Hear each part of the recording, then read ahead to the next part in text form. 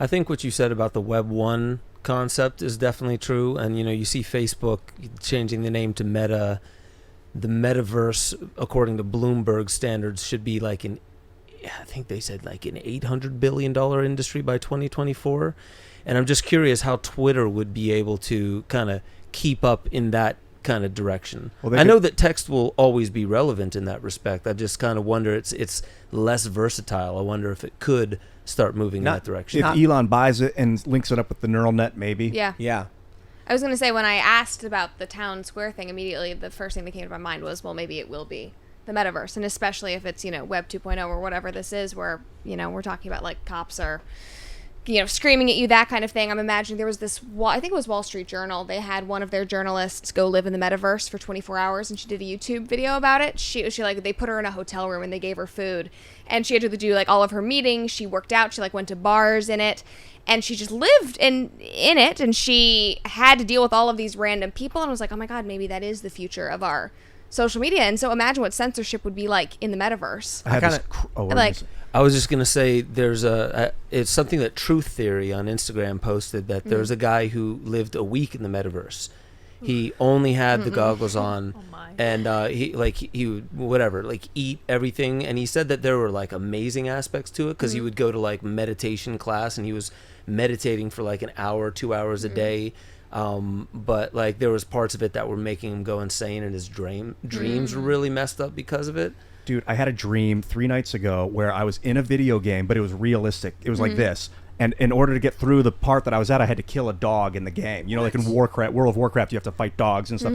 But it was real, and it was a little dog. And they were like, I was like, how do I do this? They're like, the most humane way, you got to choke it. And so I did in the dream, and it was so disturbing. And now I'm thinking about these people going into the VR metaverse, and they're going to be killing things like a video game, but it's going to seem real. What is that going to do to people? Talk about video games make people violent. Yeah, okay. Jeez, it made me sickeningly disturbed. I agree and disagree. I think there are going to be. It's very different from playing a video game with the controller, where you're watching a screen and you have some kind of avatar or first-person shooter. We've seen many studies. The video games don't cause violence. They can desensitize in other ways that can make violence worse if you're prone to it. I think the real issue is that if you're a regular person and you do metaverse stuff, I don't think you're going to go around beating dogs. But if you're prone to these things, then this could exacerbate or at least desensitize you and make the tendency to violence worse. A lot of video games, maybe, 90%, 80% of them are fighting, shooting, punching, kicking. Like, if you get that, and that's all of a sudden now all these people are, geez. But sorry, Ben. Well, I've done a deep dive. There's Into the Metaverse and Welcome to the Metaverse, these two podcasts. I think Into the Metaverse is Bloomberg specific. And like just going deep on like, what is this? And a lot of the execs that they have, they're like, this is huge, but it's not like crypto. It's not something you just dump money into. You need to understand what it's here to do, and like why there are countries, like I think it was Sweden, that bought like sizable real estate there for their embassy and stuff like that. So like you don't have to go, you can go and kind of be in person. But they're like, what they're really saying is like, it's not like a video game. Think video games having to bend to meet the internet. So it's spatial web. You're interacting with the internet. It's not exactly like a video game. So you're right. There's a lot of violence and stuff like that there. But this is gaming meeting virtual like internet stuff that you would do to go and get paperwork done. And the one thing I was thinking about when you were mentioning the dream is the technology that's coming out potentially being able to give people eyesight that is only virtual, but seeing something, like hooking it in, and they're seeing what they're seeing like through camera. They wear these glasses in the same way that the heads-up displays, Mojo Vision, all that kind of stuff works, but they're actually seeing it through their vision. So there's things like that I got something for you. You got time for a project? Do something crazy? Yes. Get a VR headset. Bluetooth link it to a 360 camera, wear a backpack and have the 360 camera on a monopod going up over your head, have the 360-degree view on your VR visor screen, and learn how to see in 360. Crazy. Yeah, we planned that project a while ago, but we never actually did it, even though it's extremely easy to do. But the idea is out there. Anybody who wants to do it, do it. I have mixed emotions, but I think I would do it. Yeah. Have you ever, like in school, they would put these like mirrored glasses on to where you see the world upside down, and you would just like throw a ball back and forth, but you wouldn't see it going up like this. You would see it coming down and up, and it was super weird. But once you got the hang of it, it took like 15 minutes, and eventually you got the hang of it. Then you take the glasses off, and you have to adjust again. It takes another 15 minutes to adjust back to the normal way. Let me ask you, Brett. Would you get the Neuralink and plug your brain into a computer? I don't think so, no. Why not? I don't trust it. I don't know. I'm just very wary about all of it. So I was, even though I, live on social media now for work, I was raised without television. Did not barely watch any movies growing up. Was not allowed to play video games. Was not allowed to have social media until I was 16 or something like that. One of the reasons why I wasn't on Twitter. Just read a ton. I was a classic homeschooled kid. But I just don't really trust that. And also with isn't part of Neuralink where they want to be able to like control dopamine levels and like that kind of thing? I know that's part of it. Is that part of it? Some of it is. And it's like that. That's scary. And it's like that part of it. I think there's something that's interesting. I think the technology is fascinating. And it's like, if you want to try, go ahead. I'm just not going to really be your guinea pig. I think I trust myself more than I trust technology. So that's the key right there. Yeah. Is like technology is doing something that it's not that we can't do these things. Yeah. There are ways, but a lot of the times it's like, what's the easiest way to do it? Take this pill and then forget about it. Don't engage with your healing. Well, it reminds me of just everything these days. I feel like I look at the world and it's like you can get your groceries delivered to you. You can use an app and suddenly somebody's coming and like hanging up something in your house. Like everything is digitalized to the point that it's like I could just stay, never leave my house, and my life would function on, whether it would be like, wearing VR goggles, being on Zoom, like everything that feels very tactical and real in the world, slowly being eroded in my eyes. And then add, big pharma, and we're just medicating the crap out of my generation. I'm looking forward to just, the psychedelic metaverse. People are going to be like heavily on psychedelics in the... They're making patches. They're making patches for just that. So patches, think cocktails, MDMA, ketamine, slight doses, but you go in to have whatever kind of experience you want to have. I think that's why psychedelics have gone IPO like gangbusters lately, is this idea of also where the metaverse is going, these fully immersive experiences where you, like 1984, you almost don't revolt against it. It's servitude in a sense, but you don't revolt against it because you have everything at your disposal. Why get off the couch? I was thinking a new career might be like a nanny, metaverse nannies. They make sure you're fed and that you're able to poop and pee and take it away for you. Make sure your body's clean. Oh my God. But this stay is there. You can get robots. This to do is that. so. Just the distinction here is the current metaverse is like you wear goggles. The future metaverse with Neuralink is you lay down in some kind of sensory deprivation chamber floating, and you plug in your brain.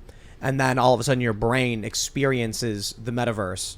Somebody should make a movie about that, where you're like in this warm, gooey liquid and you're hooked up in the back of your head and experiencing. But you, every day, you wake up, you go, oh man, what a day. And and check this out, you're ripped. You are as fit can be. No. And you don't work out. Because when you can plug your brain in, it just controls stimulation. So while you're sitting in the metaverse, your body's, just twitching and being programmed to build this perfect, lean body in every way, processing the right nutrients, craving the right things, or they just plug in the feeding tube and you put it in your throat and then plug yourself in And you don't have people don't realize. I wonder what would the purpose of life then be if we were just hooked up? To fight dragons. Obviously. What Yeah, is you it? plug yourself in and you're That's it. float. What do you think is the That purpose? stresses me out. What do you think is the purpose of life? Productivity and work. I'm Towards more what of end? more of an objectivist. What'd you say about like learning? Real quick, just to what end? To what end? How far would I go? No, like if the point of life is productivity and work, to what end? Is it just indefinite work and creation, or is there something where you're going? To leave the world a better place than I started it, or to create something tangible. Can it always be better? Like, I think so. within the realm of physical creation, shouldn't there be some point where we're like, it cannot get any better than this or something, Maybe. Do you think that? I don't know if that's possible, because I feel like human innovation is kind of difficult to I suppose the thing is, subdued. if we were to say like what's better, it would be people being well fed, safe, good medical care, and things like this, and better dwellings, better living, and we've dramatically improved that thanks to capitalism, mind you. And with the metaverse, one could argue that you'll have everything you've ever wanted, all of those things, but it's more like heroin than it is actually making the world a better place. Yeah. You're starving, you're frail and shaking in the corner, and you're like, I don't want to go work, man. You just plug me in the metaverse. And then you walk over and you're shaking, you're like super pale, and then you plug your brain in, and then you flashes, and you're standing there 6'6", super ripped NBA star, and you're like, yeah, and you're dunking. And people won't want to walk away from that. Or it's good. The haptic feedback is going to make your muscles strong. You'll be able to live like 6 days in the span of 20 minutes, and you'll have all this knowledge when you come out, and you'll be a superhuman. That's going to be hard to compete with. Now? Like, there's so much nuance with this because, like, that's a possibility for sure. But I think that, like, what we're talking about here is like, you were saying to what end, and could the value come from being hooked up to the metaverse? Like, imagine if 7.5 billion were hooked up to the metaverse, perhaps the planet would do better. You know, perhaps some species would the rate of extinction would slow down. So, but I also feel that, like, humans, when you had was it Michael Knowles and Jeremy? Michael Knowles and Jeremy Boring were on last night. Okay, I thought Seamus was on. He was also on last night. Yeah. Seamus. Oh, okay, yeah. So that was the one that I was listening to when you guys were having would it be better to save the dog with the cure for cancer? Or, you know, like, I was thinking about all that, and the way that they were putting it is like I feel like we are here to engage with what's already here, and like to improve upon it is debatable. It's definitely debatable, but I definitely think that, like, with much of technology, it's not that we've been ripped from being able to acknowledge that we have what we need here, and a lot of it is like, if we were hooked up to the metaverse, would the planet actually be doing better, or would we be missing the point? Well, you know, not every person on the planet is destroying it. So maybe what we would need is some powerful individual to create a system where we can round up all of those that we deem unfit and force them into the metaverse. I like this idea. Yeah, better. you know, and then the world will be a better place once those people are no longer allowed to engage with it. I think China would have the stomach to do that. Oh, yeah. And then, you know what we could do? Like, if there's a pandemic, we could weld people's doors shut and seal them inside until they starve to death. Yeah. Something about the being metaverse will be fine. Yeah, because that's a good point. No one's going to want to be stuck and imprisoned in the metaverse. People, like any good slave, they're going to want you to want to be in it. That's right. Brave New World, not 1984. It's like the World Economic Forum thing, where they're like, in 2030 you will own nothing. You will what is that? What are You'll the be three? happy. You'll be happy. Yeah, that kind of thing. That makes me think of the metaverse. But that may be true. They say you will own nothing. I think we should correct that statement from the World Economic Forum. What they should say is, you will own the Dragon's Bracers of Ultimate Power and the sword, the level 99 sword of Volsiferon NFT, and you'll be so stoked. The problem is you only own a license to the game that they give you it in. Because if I get banned off Steam, then I don't have access to any of those games. No, you'll own the NFT.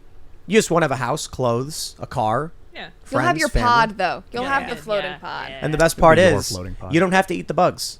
No. When you're in the metaverse, the bugs just flow through the feeding tube into your gut, and you don't got to think twice.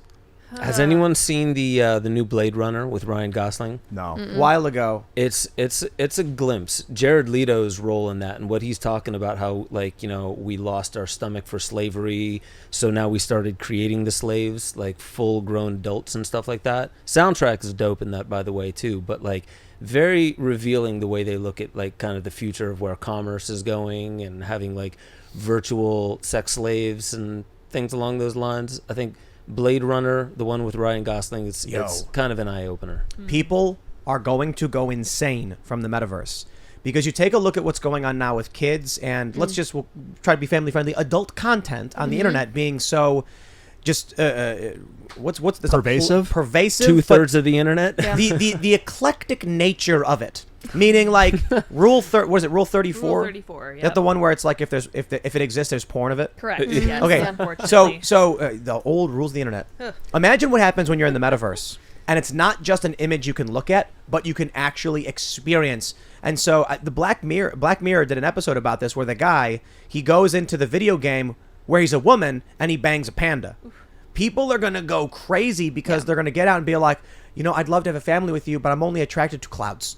It's like, What? Well, in the metaverse, you can go up to the cloud and talk to it and do what you want to do. You know what I'm saying? Well, we're sort of at that point with people in neopronouns. Like I was looking at a girl on TikTok recently, and she was like, "I identify as like death self, and plant self." I mean, there Plant is self. plant self, and we're already. Did you see doll self? No, but that does not surprise she, me. She like shaved her head and she's like, I am doll. Horrifying. And like I mean, it's one up, eye like goes, it's up there with the furries. Yeah, it's worse. Yeah. I mean, Yeah. look. I'm fairly libertarian. Mm. If I don't care if people want to, dress up however they want to dress up or metaverse what they want to do. The point is that at a certain point, people are going to segment away from. There's not going to be a cohesive society. Yeah, That's my point. I agree. A problem is that kids are going to go in and with haptic feedback, full body suits on, so they can feel everything they're experiencing, and then an old man is going to be in there shaped as a cloud, and he's going to be like, "Come here, child," and then the kid will go up and basically have digital sex with this other person. And it's going to warp because they'll be doing it with AI and interacting, but it won't be the same as with another human on the other end. Bro, there's going to be a predator in the game, and someone's going to meet. It's going to be a catfish, dude. You're going to be a 30-year-old straight guy in the metaverse, and you're going to meet this attractive young blonde woman, and you're going to do the haptic feedback stuff, and it's going to turn out to be like a 63-year-old morbidly obese man who's like, Yeah. that's right, young man. I think this is where the identity fluidity is coming in. I definitely believe that if not intentional, it's working towards what you can become in the metaverse. In the metaverse, there's already been I don't know if it was straight rape because it didn't have the functionality in the game to do it, but harassment, like several guys coming up and cornering a girl and just not letting her out. That's happened in the game. You can block someone in the metaverse? You should call it metaverse cops. Well, Yeah. no, hold on. Right, I mean, like, you just, you go like this. You go, for those that are listening, I'm motioning my hands, taking the goggles off. Yeah, that's how it works. And then Yeah. you're like, But I had to see take nothing. my goggles off, and I didn't want to. Yeah, against yeah. my will. Yeah. I had Or to you take just, my goggles like, off. you just click the button that teleports you to the other room. That could be another one. But like a lot of what I think this is doing, when you were saying the haptic suits, and as I was saying with the patches that can modulate hormones, as well as Terrell McSweeney, I think she worked under Barack Obama. She's now talking about the Internet of Bodies and how how's it going to get classified? Is it going to be something where if you have a handicap, you can fix it by getting your eyesight back, or is it an upgrade? And then once it goes that far, they've already talked about if you're a sex offender. And this was, I think, in 2016, Terrell McSweeney or 2017, she was talking about this. You can have one of these implants that can lower create more inhibition against some of those drives of sexual predators. So then they had to start getting into, well, are they allowed to have those drives? What about prison and what prison is? Let's imagine we get to the point where Neuralink is a plug in your brain, right? Because Elon Musk's already done that with the pigs where they put the electrodes. Let's say we get to the point where you actually have a port and it's wireless. You can wirelessly connect to the metaverse. Let's say you're a child predator. You get convicted. And so they say, we're sentencing you to 15 years in the metaverse. But in the metaverse, it's a mundane existence where you can never act upon any of these urges, and you're internal in your own, basically, virtual prison. Your body is being programmed to do menial labor. So the prison sentence is, your body is just, what can I get for you today? We have a double cheeseburger on the menu. In your mind, your conscious self is trapped in this metaverse reality, which is a prison. Feels like Handmaid's Tale. Oh, yeah. I'm also scared about time warping in the game, or in the metaverse, not a game, where it will literally feel like 15 years of your life, but it's only 20 minutes or like 10 Inception. minutes. And they can just snap you in, and you're like, or you could even do it to yourself. You're like, I want to live a life, and you do it. And it's like when you come back, you barely even remember your friends when you come back. There's a show about that. We mentioned it. I can't remember if it was a show or a movie where this guy invents they're like eye drops, and they're nanobots that they're programmed to make you experience a certain amount of time. So the original idea is like you drop it in your eye, and then you're on a ski trip, and so it's like in the blink of an eye you have a weekend in Aspen. But then the guy's like, I want to turn into a prison. And so he makes like a 50-year sentence or whatever, something like that. And then this woman gets trapped in it or something. I don't know, something like that. It's So, crazy. I think you might be referring to an episode of Black Mirror. Was that Black Yeah, it Mirror? was some guys who are up north in one of these like an Arctic fort or something, and they realized that they were not actually in reality because they couldn't go outside, they couldn't do anything. They were like, oh my god. No, it's a different movie I'm talking about. And there was a lady who got stuck in it. She was like screaming and trying to get help, and it felt like years and years had passed, and it had been like 10 minutes or something. That is one of the most horrifying things to me. The idea of being able to get people to believe that it's been a really long time, kind of a Rip Van Winkle effect. It's like insane. Like, I really don't like the direction this could go. Like, who knows how we could psychologically torture people. I think it's awful. called Other Life. Interesting. Do you remember when I was talking about the fourth turning the first time I came Yeah. on, and it was like during a crisis period, the most advanced weapons of war are used? What you just explained, Lydia, seems it to me. Like, torture on the deepest psychological level.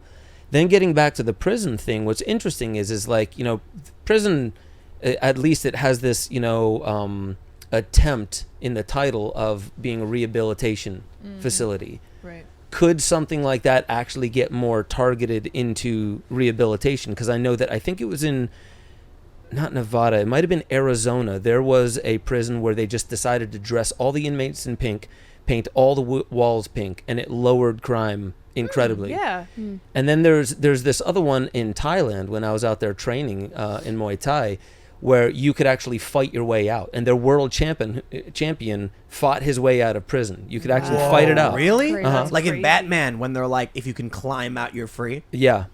Wow. And this guy did. He became world champion. Then Dave LeDuc, a Canadian, came and whooped his ass in bare knuckle boxing. Wow. But like, I think there's more we could do prison wise to not make it what prison does to people. I think you could probably get more intelligent with what you said, using the metaverse or whatever, maybe plant medicine, something like that. Yeah. You just can't force people to do plant medicine, at least morally. Administrate psychedelics to prisoners, you mean? Ayahuasca. Well- how many people have these life-changing experiences under right guidance? Under the wrong guidance, it could be the worst thing. In your What life, if we so. start programming prisoners? What if, we get to this point where such bad things happen in our society, we just say, you know what, it is better that we Neuralink or, program the brain.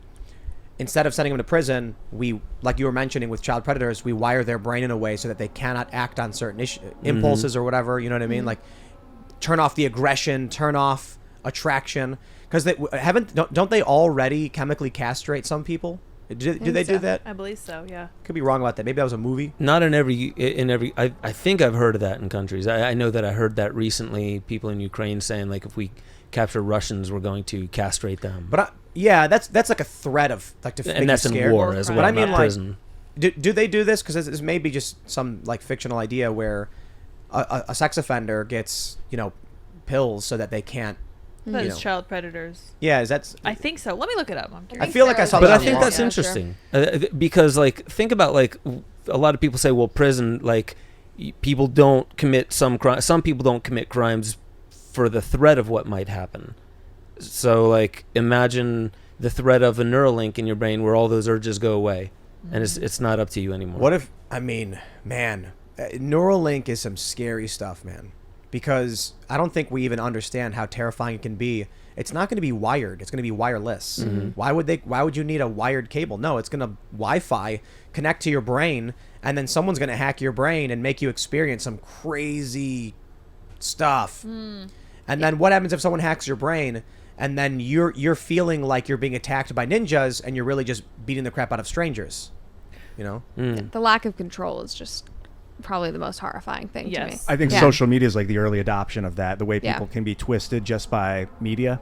Well, I was even thinking with like metaverse stuff, like we've seen, especially with Gen Z and my generation that's grown up with social media, just like our slew of mental health issues and the way that we are desensitized to basically everything, and the way that we function is so drastically different than other generations. I mean, you look at did a business program at Berkeley before I graduated, and we had this whole class on like corporate psychology, and it was all of these HR departments at huge orgs prepping for Gen Z because they're like, you're so sensitive, you are we have to basically rework our entire structure to prep for this generation that has been, royally screwed by social media. So it's like, if that is just what has happened with, Instagram, Twitter, and TikTok, like, what the hell is going to happen when we put... The reason I asked you earlier how you felt about it was because I think what will end up happening, the metaverse will not be popular at first.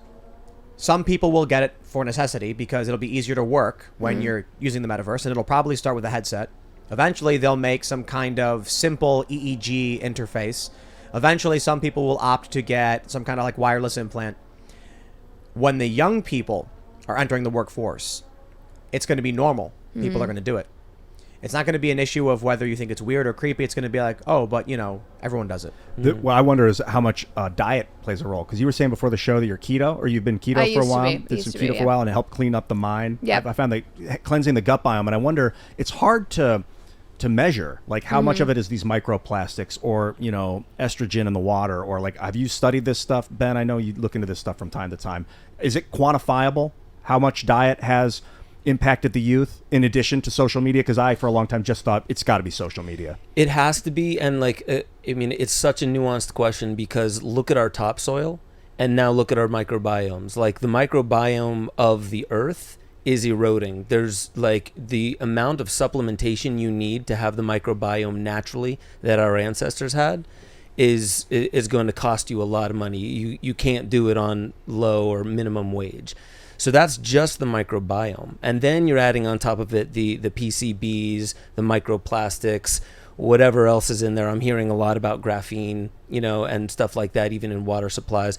So there's things that we can account for, things that we can't account for. And then there's sedentary lifestyle, which is huge.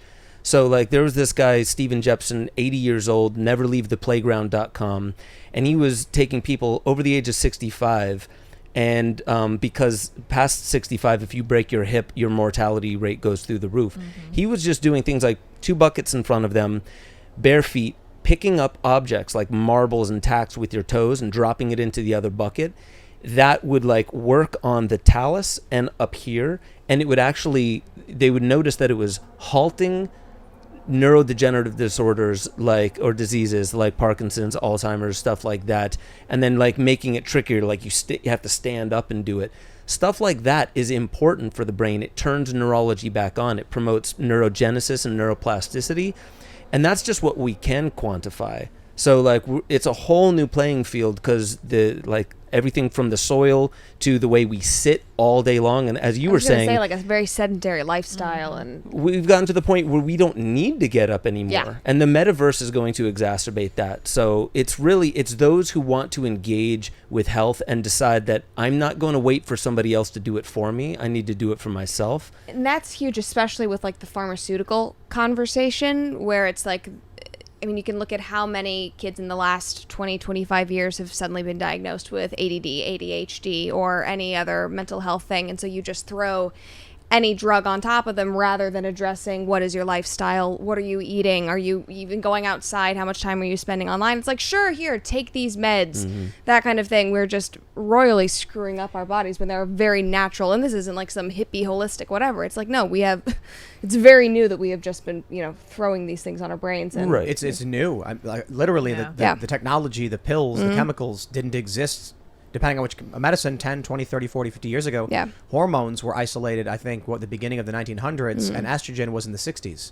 High fructose corn syrup, aspartame in the early 80s, like that stuff's relatively new too. Sucralose, all this weird stuff we're doing. The fact that you have to say this food is organic over here, like we're going to label it as organic, is strange, because now look at the ratio of organic to non-organic in stores. Like, the fact that you have to label it like that means that everything else is not, and it probably has things in that will affect you, neurotransmitters all the way down to the hormones. So like, it's a lot. And you were just talking about, like, well, you said ADHD, but like autism. Yeah. We laugh at simple approaches to these things, and we applaud pharmaceutical, profit-based ones. Whereas if you speak to somebody with autism in a prosodic voice, meaning kind of lilting, poetic, up and down, it halts in its tracks the symptoms of autism almost completely. And this was Stephen Porges' polyvagal theory, just the way you speak to them is different. They stop staring at your mouth and they start staring at your eyes. Symptoms go away. And that's just one of many things. And what do we don't get into that conversation because just let the pharmaceutical companies take care of that. That's the narrative. It's the same with schizophrenia and that sort of thing. We have a very good family friend of ours who runs a fantastic nonprofit, and he is a schizophrenic, but he has completely controlled his voices. I think he also has OCD. I'm pretty sure he's bipolar as well, multiple personality disorder, that kind of thing. He had a whole slew of trauma when he was younger, was in jail many times, completely turned it around, is now fully in control of his voices, runs 2 businesses and his nonprofit, and is totally like carnivore, but it's all based on lifestyle, and he's totally off meds. And it is wild to see how those very simple, I mean, you have to be very, committed to those lifestyle choices, but the power that you have as an individual to make those changes, to not be, at the beck and call of a... Thanks for checking out this segment from the Timcast IRL podcast. If you want to watch live, you can check out this channel Monday through Friday at 8 p.m. Now, don't forget to smash that like button, subscribe to this channel, and if you want more unfiltered and uncensored content with all of these guests, go to timcast.com and become a member. All of these guests you know and love in exclusive segments on our website where we are unrestricted in what we talk about, so you'll definitely not want to miss it. Thanks for hanging out. We'll see you all next time.